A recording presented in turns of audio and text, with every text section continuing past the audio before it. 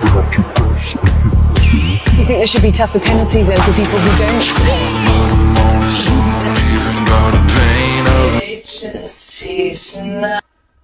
Good morning, Britain. Ode child maintenance. Let's dive in. What's going wrong here in that case? Because, you know, for single parents trying to bring up a child, money's going to be an issue. This is going to make it even worse, the fact that they're actually not being paid the money that they should be. Yes, the figures are pretty stunning. There's massive amounts of unpaid child maintenance in every constituency in the country, and we're calling on MPs to call for action from the Minister to make sure action is taken. This amount of money has built up over a large number of years from the Child Support Agency, and the agency is now being closed down. And what we're worried about is that the government is concentrating on the future and saying things are going to be better. But we're saying this is money for children that shouldn't be forgotten, and it still needs to be collected. So one of the things I've really thought about is that, and maybe it's occurred to you, but it hasn't occurred to me before, is that when you work and you pay tax, and maybe you've paid over the amount that you should, you get a tax rebate. You get that money back. But if you've not paid enough tax, you need to pay your tax so that it's the right amount. And it's backdated. You can't get away from it. You have to pay it because that's to do with money owed to the government in terms of how much you've earned. Well, isn't this kind of the same thing? It's backdated. You can't get away from it. Fathers to pay for their children in a normal family setting before tax. And it's not a normal thing either to expect that there won't be redundancies and people losing their jobs and circumstances and illnesses or whatever. What happens then in a normal family situation? Does the father have to then go and make sure that he pays the certain amount to that mother? Does he have to backdate it? It's more like a tax in terms of a job completed. So therefore there needs to be a payment for that job.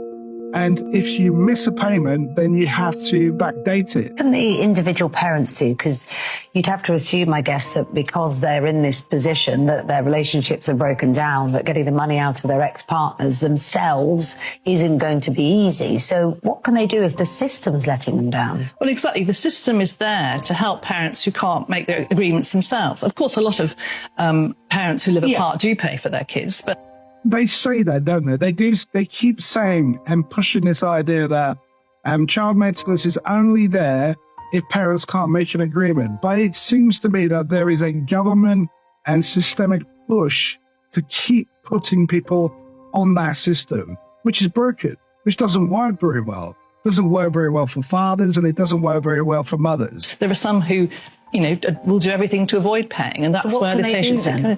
Well, they have to press and keep pressing the agency and now the Child Maintenance Service to take action. And if they're unhappy, they should complain and they should certainly write to their MP and say that more should be done. The government had its own expert panel look at this a few years ago, and what they said is that debt collection enforcement was really a kind of add-on to the main work of the agency, and that they weren't doing enough. And what's happened is a sort of culture of non-compliance has built up, where paying money for your children.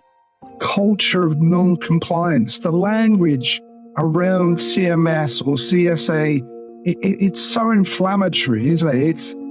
It's so anti-community, it's anti-family, it's anti the idea of what is really in the best interests of children. This is just a simple tax that's placed upon fathers, that's backdated if it's missed. It's regarded as optional rather than obligatory, and that's not acceptable. Do you think there should be tougher penalties then for people who don't pay up? I mean, you know, they do have the powers to seize it from people's bank. I think there needs to be a much more progressive understanding of what co-parenting is.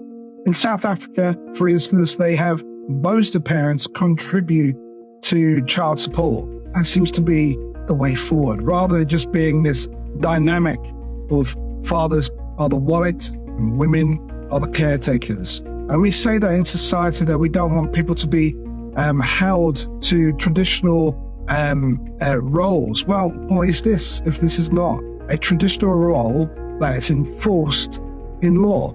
Right. To take it from their earnings. So why isn't the system working? Yeah, there's an enormous degree of powers that they've got, but there just isn't the energy and the commitment to using them. And we're saying you need to have special expert teams of enforcement staff who are expert in doing this. Interestingly, the government has started to levy charges if they collect the money or enforce maintenance. And we're saying, OK, you're now charging fees to parents to collect the money. Well, why don't you use that money and put it towards creating a new expert enforcement team? And we want targets. At the moment, there's no debt collection targets from the Child Support Agency or the Child Maintenance Service. And we're saying you must have targets about the money that needs to be collected for children. Also, is there any reason why there are particular... Do you know what? It makes me think about accountability, because that's essentially what the argument here is. It's about accountability for money that is due to children. And I'm in no way against the idea of both parents contributing to the child's welfare over the whole period of their childhood. But accountability should be on both sides, but there isn't at the moment. But I'll give an example of what I mean. So I've worked as a social worker in fostering, and foster carers, when they have a child given to them by the local authority or an agency, they are accountable for the money that is used for the children that they have placed with them.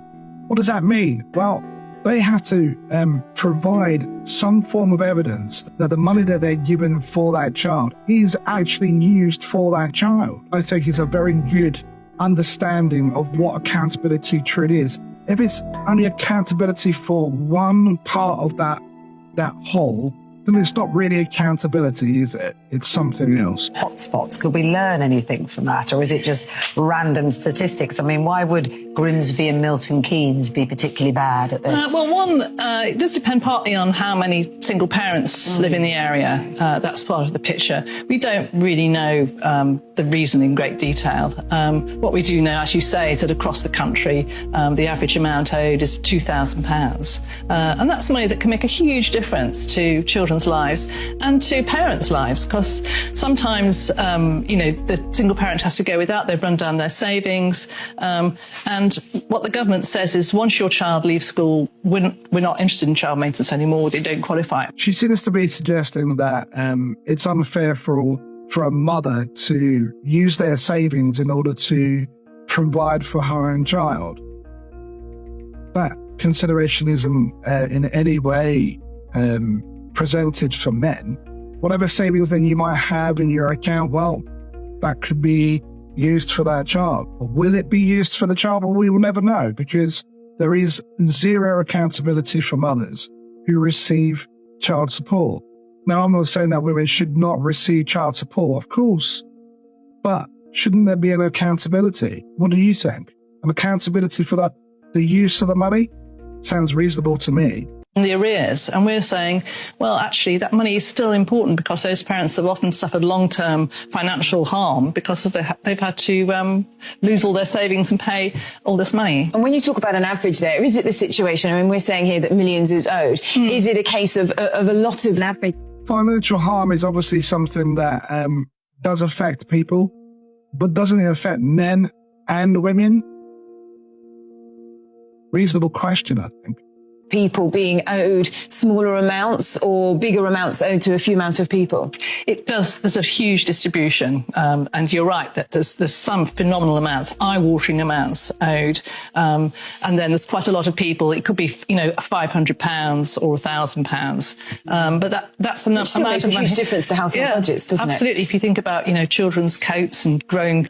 But what they're not really saying here is that there is evidence to suggest that lots of fictitious arrears levied at fathers which have not been proved that they owe at all. So this is only a partial understanding of the whole, I believe. Anyway, what do you think? Leave a message in the comment section below.